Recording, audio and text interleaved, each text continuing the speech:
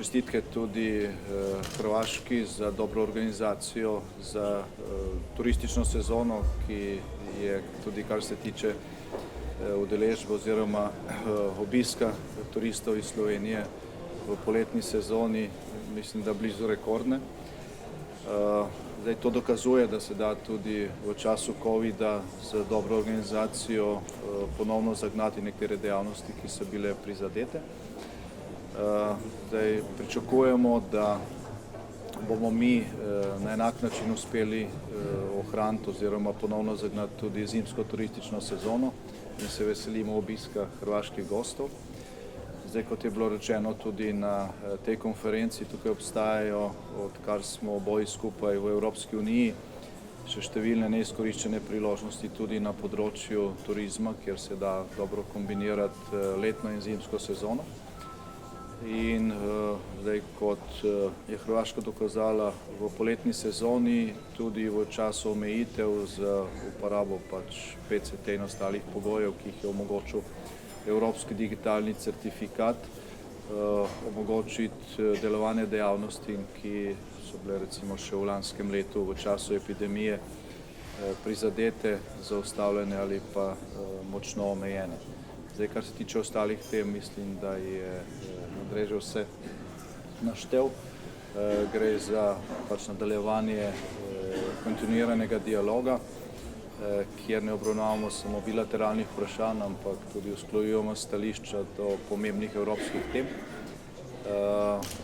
To je za nas še posebej pomembno in dragoceno v tem času, ko Slovenija vodi Svet Evropske unije in ko imamo na mizi številne težke dosjeje, okrog katerih potrebujemo posvetovanja in tudi zavezništvo čim več držav za to, da na koncu dosežemo dobre kompromise oziroma konsenze. Dejal bi še to, da je tudi z vidika teme, ki je bila obravnavana v tej dvorani, se pravi turizma, zelo pomembno, da Hrvaška čim prej stopi v šengensko območje, tudi v Evropsko monetarno unijo. To sta dve zadevi, ki ne zadevata samo nekih formalnosti, pa tega, kar je interes ali pa prizadevanje obeh vlad. Gre za dve stvari, za dve področji, ker je tudi za neposredne interese državljank in državljanov obeh držav, pa ne nazadnje tudi vseh državljank in državljanov držav članic Evropske unije, kjer te stvari njim olajšujejo življenje, tako ko gre za večjo varnost, kot tudi ko gre za dobrobiti, ki jih prinaša uporaba skupne evropske valute. Hvala lepa. Hvala. Samo jedno pitanje, molim vas, kad ste već govorili o granice, dogodio se jedan incident na hrvatskoj granici, koji je između ostalog vaš kolega Plenković je osudio, gdje grupa anonimnih ljudi, još uvijek se ne zna tko su, na vrlo grub način, zapravo sa palicama, tjerala migrante sa zelene granice. Sad, ono što me zanima, jeste li vi, s obzirom da se već na europskoj razini razgovaralo oko toga, jeste li vi upoznati isto s tim konkretnim incidentom i kako Slovenija zapravo sad trenutno rješava problem ilegalnih ulaza? Ja, zaenkrat je žal meja med Slovenijo in Hrvaško še vedno tudi šengenska meja. Ni to zunanja meja Evropske unije, pa šengenska meja in naša želja je, da se seveda zunanje meje Evropske unije in šengenske meje čim prej uskladijo. Smatramo, da je to ne samo neracionalno, je to tudi na nek način krivično tistih držav, ki so že izpolnile pogoje, da vstopijo v šengensko območje, pa čakajo na politično odločitev. Jaz mislim, da bo ta prišla prej, kot je bilo mogoče pričakovati še leto nazaj, zaradi različnih okoliščin, ki jih ne bi razlagal. Ta incident, ki ga omenjate, ne poznam podrobnosti, tudi moram reči, da ni odmeval na zadnjem vrhu Evropske unije. Ne spomnim se nikogar, ki bi ga omenjal, ne od strani novinarjev, ne od strani drugih predstavnikov oziroma predsednikov držav in vlad. Žal se to dogaja, razlog pa je seveda v tem, da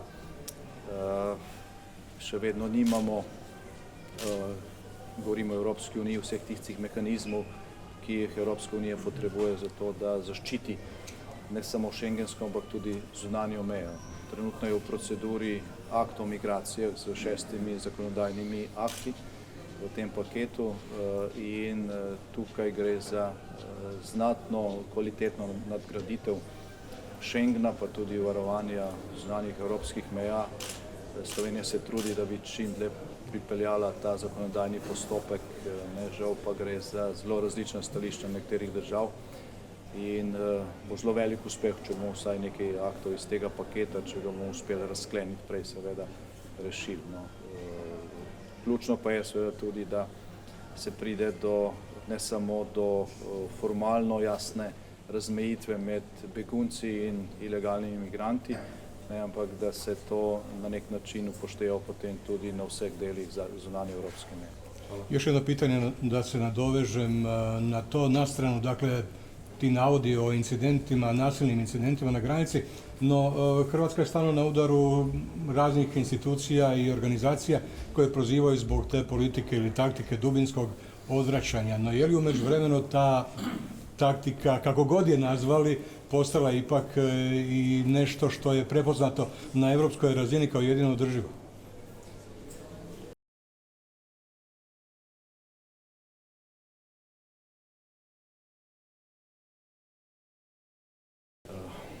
Zdaj, naš cilj ni, da se takšne taktike pač sprejmejo ali pa da postanejo sprejemljive ali pa da se celo razširijo.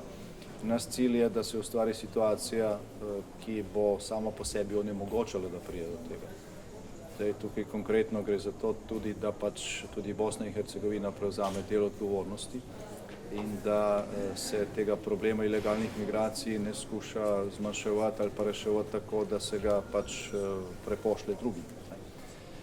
Treba pa povedati tudi to, da je ena od velikih težav, zaradi katerih tudi prihaja do podobnih situacij, to, da ponekod ni jasne meje med nevladnimi organizacijami, ki se ukvarjajo z humanitarno pomočjo migrantom in tihotapci ljudi. Ponekod gre tukaj za precej usklajeno dejavnost in recimo slovenska policija je v letošnjem letu obravnavala oziroma razbila 150 podobnih mrež, niso bile vse povezane neposredno z nevladnimi organizacijami, nekatere so pa bile. In tukaj treba biti zelo previden, ko pride do takšnih dogodkov, ker včasih so namerno lansirani v javnost, lahko tudi sprovocirani, sproducirani zaradi tega, da bi se pač zakrila kriminalna dejavnost, za katero se ocenjuje, gre za tihotapljanje ljudi, da samo na balkanski poti, ker se samo na balkanski poti letno obrača okrog 10 milijard evrov. Ako može još jedno pitanje koje se tiče bilateralnih odnosa, budući da ste spomenuli i ribare, ima li neko rješenje, nadzire li se neko rješenje da se ribarima s ove strane ne naplaćuju kazne koje kasnije plaćaju države u njihovo ime? Može li se to riješiti u neko dogledno vrijeme? Jaz upam, da je odgovor da. Andrej je že omenil, da smo se o tem pogovarjali, so določeni predlogi, ampak o konkretnih rešitvah se seveda ne moramo pogovarjati oziroma od njih ne moramo javno govoriti, dokler pač niso dorečeni. Delamo pa na tem, se trudimo in jasno je, da je v ospredju naš interes, da pač ljudje, ki so neposredno prizadeti zaradi nekaterih nerešenih vprašanj, ne trpijo.